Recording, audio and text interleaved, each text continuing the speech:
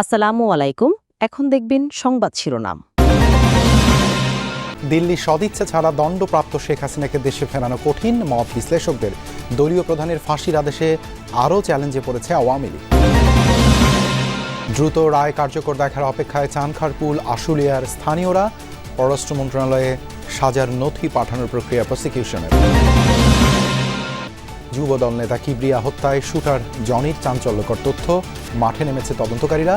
সুষ্ঠু বিচার চায় শোক সন্তপ্ত পরিবার। নির্বাচন কমিশনের চূড়ান্ত তালিকায় ভোটার সংখ্যা প্রায় 12,77,00,000। কেবল ঝুঁকিপূর্ণ কেন্দ্রের জন্য কেনা হবে বডি ওর্ন ক্যামেরা।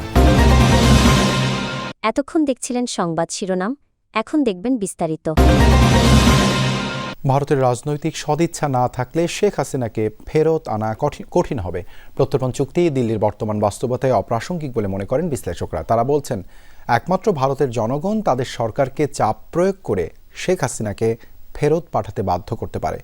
বিশ্লেষকদের মত, দীর্ঘমেয়াদে দ্বিপাক্ষিক সম্পর্ক ও স্বার্থ বিবেচনায় বর্তমান অবস্থান থেকে এখনই সরে আসার সুযোগ তৈরি হয়েছে ভারতের সামনে। 2013 সালের 8 জানুয়ারি ভারতের সাথে বাংলাদেশের বন্দি প্রত্যর্পণ চুক্তি স্বাক্ষরিত হয়। এই চুক্তির আওতায় দুই দেশ একে অপরের কাছে অপরাধী এবং পলাতক আসামিদের হস্তান্তর করতে পারবে। তবে রাজনৈতিক আশ্রয় প্রার্থীদের ফেলা যাবে না এই চুক্তির বাধ্যবাধকতায়। 2016 সালে প্রত্যর্পণ প্রক্রিয়া আরও সহজ করতে চুক্তি সংশোধন করা হয়। বলা হয়, কারো নামে গ্রেফতারি পরোয়ানা থাকলেই তাকে প্রত্যর্পণ করা যাবে। এক্ষেত্রে অপরাধের প্রমাণস্বরূপ কোনো তথ্য প্রমাণ দাখিল করতে হবে না। শেখ হাসিনার বিরুদ্ধেও একাধিক মামলায় গ্রেফতারি পরোয়ানা জারি হয়েছে।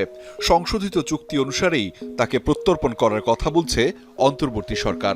তবে রাজনৈতিক ব্যক্তি হলেও শেখ হাসিনা মানবতাবিরোধী অপরাধের সাজাপ্রাপ্ত। বিশ্লেষকদের মত, সে কারণেই রাজনৈতিক ব্যক্তির জন্য বিশেষ ধারা কার্যকর হবে না ক্ষমতাচ্যুত সাবেক প্রধানমন্ত্রীর ক্ষেত্রে। শুধু প্রয়োজন দিল্লির রাজনৈতিক সদিচ্ছা। হত্যা, গুম, খুন এইগুলা যদি হয়, এইটাকে কখনো আবার এটাকে রাজনৈতিক চরিত্র বলে আখ্যায়িত করা যাবে না, সংজ্ঞায়িত করা যাবে না। তার মানে রাজনৈতিক মানে এইটার বাইরে কিন্তু হত্যা, গুম, খুন এটা আছে।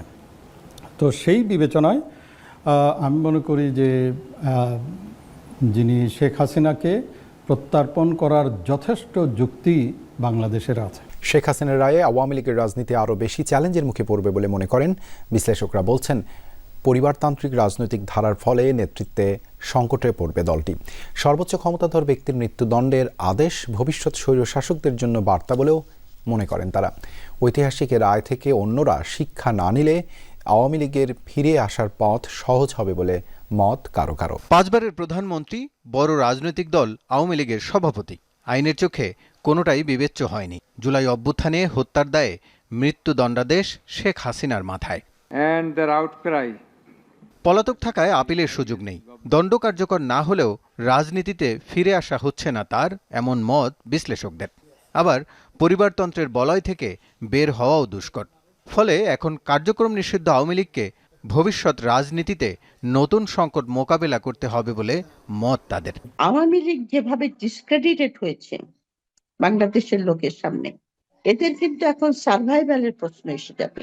আওয়ামী লীগ দল হিসেবে ঠিকই থাকবে, কিন্তু একটা সেরকম প্রভাবশালী দল হিসেবে আওয়ামী লীগ আমার মনে হয় না 15-20 বছরের মধ্যে বাংলাদেশে সেই জাতীয় প্রভাবশালী দল হিসেবে আত্মপ্রকাশ করতে পারবে। সাবেক সরকার প্রধানের বিরুদ্ধে এমন আদেশ অন্যদের জন্য শিক্ষণীয় বলছেন বিশ্লেষকরা।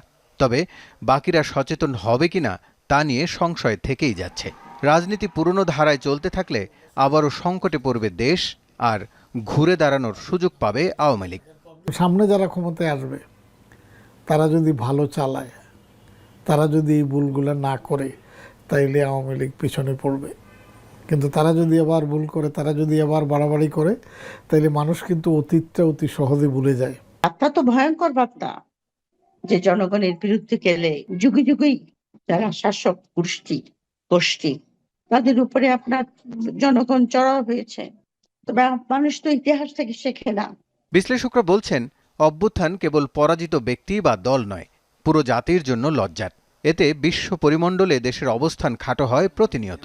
2024 সালের 5 আগস্টের কথা মনে করে এখনও আঁতকে ওঠেন চানখারপুল আর আশুলিয়ার মানুষ। দিনটি দগদগে ক্ষত হয়ে আছে তাদের কাছে। সোমবার আন্তর্জাতিক অপরাধ ট্রাইব্যুনালে গণ অভ্যুত্থানে ক্ষমতাচ্যুত প্রধানমন্ত্রী শেখ হাসিনার ফাঁসির রায়ে সেই ক্ষত কিছুটা হলেও নিরাময় হয়েছে বলছেন স্থানীয়রা। স্বজনরা বলছেন, দণ্ড কার্যকরে শেখ হাসিনাকে দ্রুত দেশে ফেরানোর উদ্যোগ নিতে হবে সরকারকে। চানখারপুলের পাশেই নিমতলির এই গলিতে পুলিশের গুলির মুখেও দেশের পতাকা হাতে বুক চেতিয়ে দাঁড়িয়েছিলেন 17 বছরের কিশোর আনাস।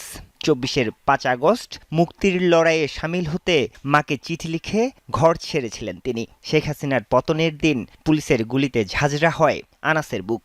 বাংলাদেশের ফ্ল্যাগ ছিল, স্লোগান দিচ্ছিল। স্লোগান দেওয়ার পরে তার এই জায়গাটা, জাস্ট এই জায়গাটা। নিমতলির আব্দুল ওয়াদুদ নামে এই ব্যক্তির বাসার সামনে 10 মিনিট ধরে পড়েছিল আনাসের মরদেহ। সোমবার শেখ হাসিনার ফাঁসির আদেশে কান্নায় ভেঙে পড়েন ওয়াদুদ। এইগুলো কথা বলে খুব কষ্ট। আর কোনো বাচ্চা যেন এমন না হয় বাংলার মাটিতে। সবার কাছে দোয়া চাই, আর যেন কারো এমন না হয়, আর এমন সরকারের জন্য তৈরি হওয়ার ব্যবস্থা না। আন্ডারওয়ার্ল্ড কানেকশন নাকি রাজনৈতিক কোন্দল, ঠিক কী কারণে পল্লবীতে যুবদল নেতা গোলাম কিবরিয়াকে হত্যা করা হয়েছে তা খতিয়ে দেখছে পুলিশ। এই ঘটনায় আটক জনির কাছে তদন্তকারীরা চাঞ্চল্যকর তথ্য পাওয়ার দাবি করেছেন। সেই তথ্যের ভিত্তিতে চলছে অভিযান। হত্যার ঘটনায় পল্লবী থানায় মামলা করেছে পরিবার। রাজধানীর পল্লবীতে থানা যুবদলের সদস্য সচিব গোলাম কিবরিয়াকে হত্যার কিলিং মিশনে অংশ নেয় অন্তত 10 জন। 3 মোটরসাইকেলে ঘটনাস্থলে আসেন 6 জন, বাকিরা ছিল ব্যাকআপ টিমে। পুলিশ ও প্রত্যক্ষদর্শীরা জানান, 1 থেকে 2 মিনিটের মধ্যেই কিলিং মিশন শেষ করে মাথায় হেলমেট পরা হত্যাকারীরা পালিয়ে যায়। কিবরিয়ার শরীরে 18টি ক্ষতচিহ্ন পান ময়নাতদন্তকারী চিকিৎসক। সন্তান হারিয়ে মায়ের আর্তনাদ, চাইলেন ছেলে হত্যার বিচার। আমার সন্তান দিয়া আল্লাহ তুমি সন্তান লইয়া গেলা, আমার মেয়ে কি করব, আমার 2 এতিম কি করব গো আল্লাহ, আল্লাহ তুমি আমাকে সাহায্য করো আল্লাহ। প্রবাসী ভোটারদের জন্য পোস্টাল ভোট বিডি অ্যাপের যাত্রাকে দুঃসাহসিক দাবি করে সিইসি বলেছেন, এক্ষেত্রে সচেতনতা ও আস্থা তৈরি একটি বড় চ্যালেঞ্জ। 150টির বেশি দেশ প্রবাসী ভোটের কার্যক্রমে থাকবে বলেও তিনি জানান। এর আগে ইসি সচিব জানান, ত্রয়োদশ জাতীয় সংসদ নির্বাচনে ভোট দিতে পারবেন 12,76,95,183 জন। নির্বাচন ভবনের অডিটোরিয়ামে পোস্টাল ভোট বিডি অ্যাপের উদ্বোধন অনুষ্ঠানে উপস্থিত ছিলেন পুরো কমিশন সহ অ্যাপ ডেভেলপমেন্ট সংশ্লিষ্ট অনেকে।